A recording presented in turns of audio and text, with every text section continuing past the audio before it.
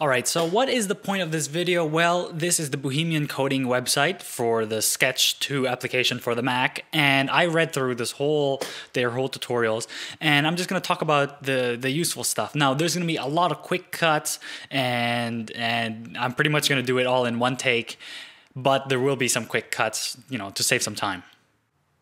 Alright, so let's get started with the basics. The top part is the toolbar, the right hand side is the inspector, and the left hand side is the layers section. Alright, so we have a rectangle selected here, and what we're going to do is we're going to zoom all the way into this corner over here, and we're going to hit Control P, and what it does is it puts us on pixel mode, where you can see individual pixels. If you hit Control P once more, it goes away. Now we're back on vector mode. Alright, so if you hold space and left click and move around, you move around in the canvas. You can also use your trackpad, it's much smoother, and I like it better. Alright, now we're on the layers basic. We're gonna hit the star button, we're gonna create it, and you know what, I'm gonna delete these other two. We're gonna hit the star button, and as you can see here, you can change the radius of the star, and you can change how many points the star has. Same thing is true for pretty much all the other shapes. Let's do the rounded one here. You can change the radius of how round this square becomes. Alright, so you want to make a circle, but you don't know how to do it perfectly because you're only human. Well, if you hold shift and then move, it gives you a perfect circle. Same thing is true for stars and pretty much all the other shapes. Alright, so I'm going to drag around this circle, and as you can see it's fairly smooth, but if I hold shift, it kind of snaps into place, kind of like this. That's not my computer lagging, that's because if you hold shift, shapes are more likely to snap in place with each other. We're going to resize this rectangle. As you can see, I hold on to this side and I move it, and the right hand side resizes, but if I hold Alt and then resize it, both sides of the rectangle gets resized. Alright, now what if we want to make a copy of this rectangle? Well, we hold the Alt button and then drag it away, and we make multiple copies of the rectangle. Alright, so this time I want to move this circle and hide it behind these two objects, and now I want to move that circle. What I'm going to do is I'm going to select the circle from here, make sure the object is selected. If I hold the command button and then move it, I can move the circle out from behind the other two objects. Alright, so I'm going to stick the circle all the way back in here, and what I'm going to do is I'm going to move this square down here too. What I'm going to do is I'm going to hold the command button and left click. As you can see, I can choose between the different shapes that I have that's on top of each other. So we're going to hit oval, and now we can move the circle around. Alright, now we're going to style our layers. We're going to hit the borders button over here. We're going to change the color to something else, anything you want. Even put a gradient on it. And we're even going to, let's stick with color. We're going to change the color of the border, and we're also going to change the size of the border so that you guys can see it. And that's how you change the borders. Over here, there's a border button. You can also change the fill inside this thing. We're going to go to the fill section over here and hit that colored gray button there. And now we're in the fill section. You can fill it with whatever you want. We can fill it with gradients and even patterns. Alright, going back to this patterns section, you can add your own patterns if you have an image of some sort and you drag it over here, or choose an image from your hard drive somewhere. You can add your own pattern. This is a pattern that I added earlier. This is actually a screenshot, and yeah, that's what it looks like when you add your own pattern. Alright, this time we're going to add some blur.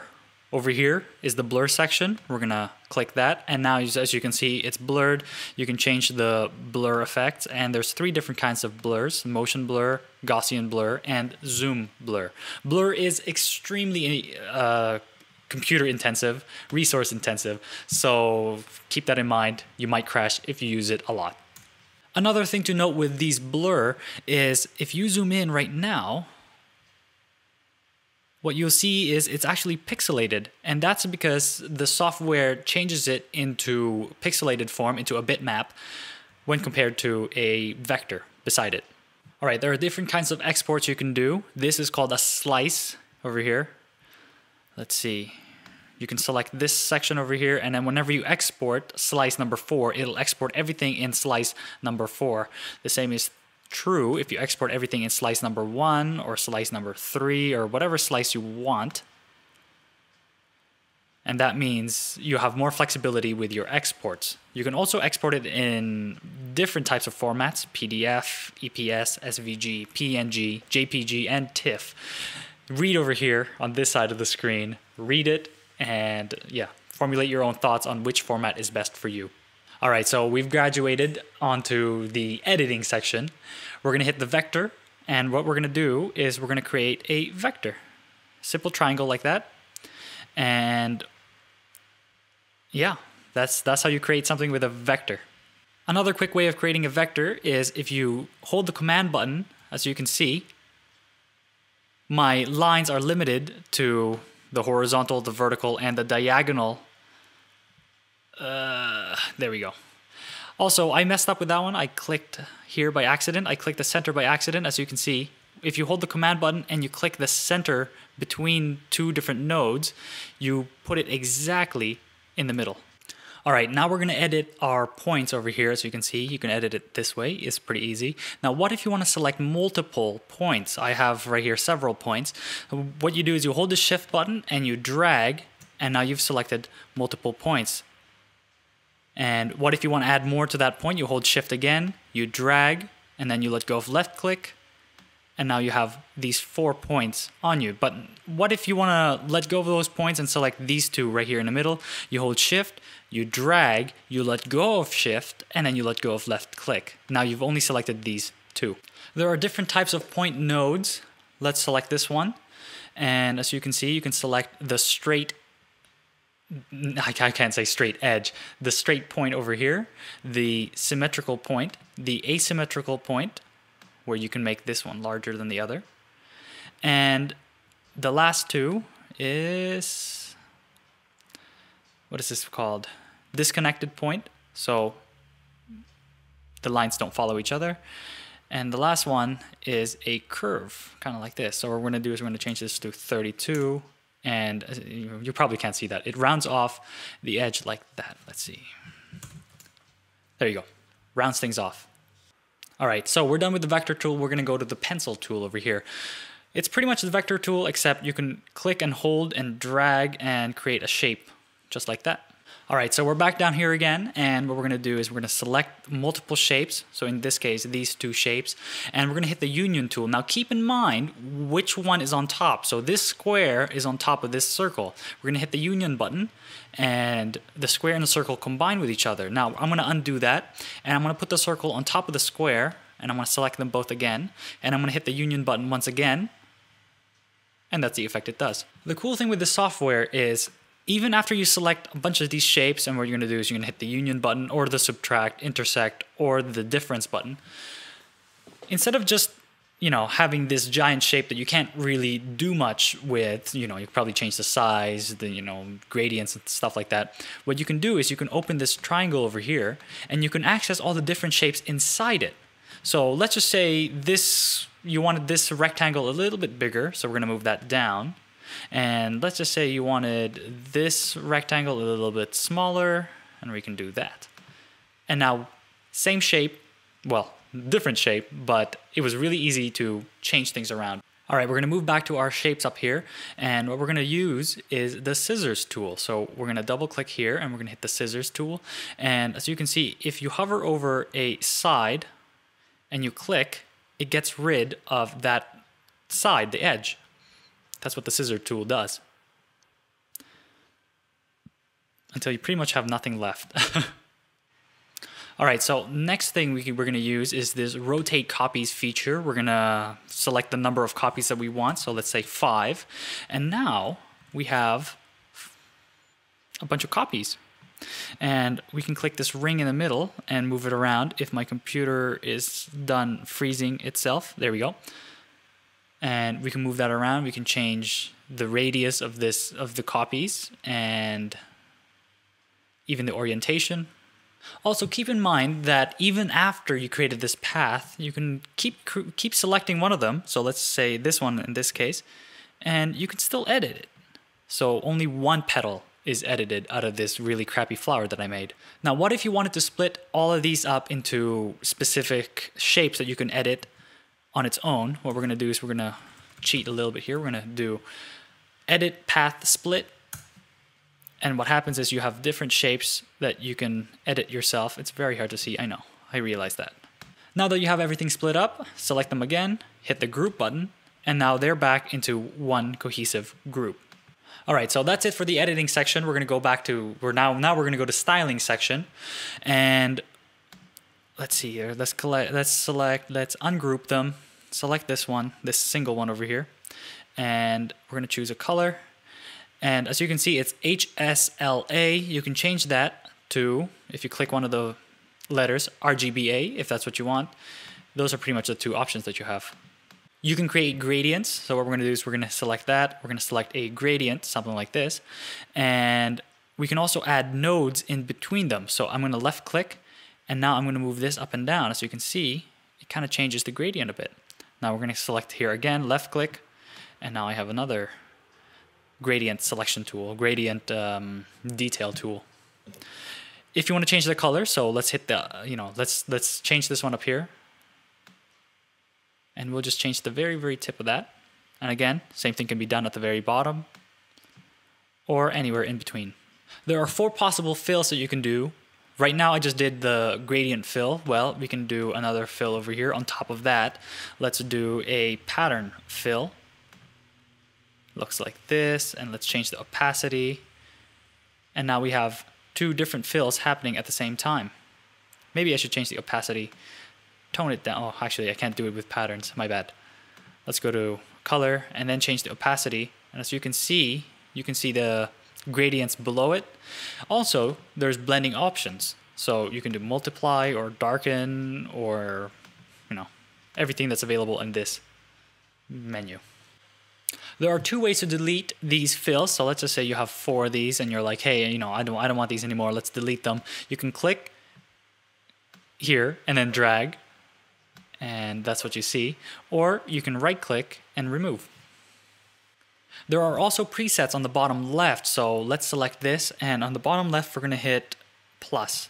And now we've just added this ugly gradient that I created into the preset. So we can keep doing that, or choose one of the default presets here. I think this is supposed to be a sunset of some sort. And this one is supposed to be Saruman's blood or something like that. Now, what gets saved in the preset? Well, pretty much everything. What I mean is, if you change the border, you've put a shadow in it, if you create a border size and you save it on the preset, it pretty much saves everything. All right, so we're gonna do some text editing. I'm gonna hit the T button, or you can press the text button up there, and it says type something over here. We can change the font and the size. And you can also change the leading and kerning down here. And the color, of course. You should be able to change the color anytime. You can also save your specific text style that you created. In this case, it's this Gothic theme, whatever it is. We're gonna hit the plus button, and now it saves it onto this text style. Now I know it's a huge letter over here. That's because it's at 288 font. Let's change that down here. So there you go. New single, new style. And you can rename your style whatever you want. Whatever you want. You can also put text on a path. In this case, we're going to go to the text. We're going to hit the text on path button over here. And what I'm trying to do is put this text onto this path over here, but that doesn't seem to be working. Now, they do have to work on the implementation and the ease of use of putting text on path. Thankfully, it works down here, but it looks like some kind of janky little text on path thing that's happening right now. But yeah, anyway, you can put text on path. The website also talks about vectorize commands. So we're going to click on the text. You know what? I can't even click on the text right now. Where's the text? See, we're going to have to go here. I'm pretty sure they have to, edit how they do this text on path thing. They also say that you can do a vectorize command. So what we're going to do is vectorize. And for some reason, I can't click it. So yeah, something for them to work on. All right, so now we're on the advanced mode. And we're going to click on the artboards button over here, and we're going to change this thing's size because it's 7,000 pixels high by I don't know how many tall. And we're going to make that smaller or bigger. As you can see, if I make it smaller, it dims out everything outside the artboard. Now, what's the use of an artboard? Well, you can create multiple artboards by dragging and clicking, and a good use of it is actually in their website where you have multiple resolutions tied to these artboards. So in this case, this is 3,740 pixels by 5,300 pixels. And what you can do is you can simulate all the monitors out there, for if you're a web designer, and you can design your web around the different resolutions of monitors. Now, there's also the split function that I talked about earlier. What's the use of that? Well, it's actually pretty cool. Well, you put the split function each button on your website so that you can export each button individually and still have the layout here and planned. All right, so what we're going to do now is we're going to create linked styles. I'm going to mess with my gradient over here. And let's just say, let's create an outer glow, and let's just make it disgusting looking. Inner glow, why not? Why not? Give them all the glows. And what you can do is you can hit the link button up here and hit the plus button. And now it saves whatever this is. Now, it's pretty much the same feature as this down here, the style presets, except you can go down here and click all these other ones and hit that, and now they look the same, kind of like the presets, right? But here's the cool thing. If you change this to that, it changes everything with it at the same time. Pretty cool. Now, what if you want to unlink them? Well, you click one of them, let's say this one, and you click this button, and now it's unlinked. The layer is no longer linked with the others. So now let's change it again, and that layer is all alone by itself, not linked to anyone. What if you want to delete a link? Well, you can't really drag it off because you see what happens. You right click, remove. Rulers, grids, and guides. We're gonna hit the Control R, and it shows us a ruler. And now ruler is pretty useless here because it's resolution independent, vectors are. But it might be useful for you, especially if you want to use this feature. It's pretty cool. We're gonna zoom all the way in, and we're gonna double click here. And as you can see, I created a guide. We can hold the left click and move the guide around. We can make multiple guides over here and over here. And I think it's pretty useful, especially if you're a typographer or something like that. Now, what if you want to get rid of one of the guides? Well, grab the guide, drag it out of the screen, and it gets deleted. You can also turn on guides by hitting Control L, and it turns on your guide, and it gives you these lines, and it lets you snap into place. Now, what happens when you turn off the guide? Let's hit Control L, turn it off. You can see there are no guides. I'm going blind. Now, there's another option that they have while you're dragging. So drag right now and then hold the Alt button. And what it's supposed to do is give you more statistics, as in the distance from one shape to another, and if these shapes are exactly the same length, things like that. But right now it's not working. I have no idea why. It must be a bug or something. You can create grids by hitting Control G, and you can even change the settings of the grid, and it's pretty much self-explanatory, except there's this layout button over here where you have a square and a layout for your grid. You can also save your own template. So let's just say I really like this template over here. I don't know why, but I'm going to save it anyway. We're going to go to File, Save as Template, and once you save it, it goes here where you can access it. There are multiple keyboard shortcuts, and you should go to their website and check it out. Some useful ones is R to create a rectangle, O to create a circle, U to create a squared off rectangle, a rounded off rectangle, T to type in text, V for the vector art, for the vector pen, and P for a pencil. So this software isn't exactly perfect. I found that the undo feature has to be worked on, and because it doesn't really work all the time, 100% of the time. And there are quite a bit of bugs. Now, just creating this video, there were a bunch of bugs that I ran into that I had to restart the software. And I guess partially it's because I'm recording the video at the same time and I'm doing a bunch of stuff on my computer. But yeah, it seems to be heavily resource intensive if you totally push it, zoom all the way in and create a bunch of shapes and things like that. But I think that could be fixed if they give the ability to select everything, and instead of doing the union and being able to change things around manually, which is so cool actually, really cool feature, it'd be nice if you can kind of put them all together and just create one shape instead of having to edit these. I got a feeling that they really slow your computer down and give you some trouble. Well, anyway, guys, thanks for watching the video. Now, I hope you found it really useful. I also hope that they create a better video than this, explaining to everyone what their software does. Thanks.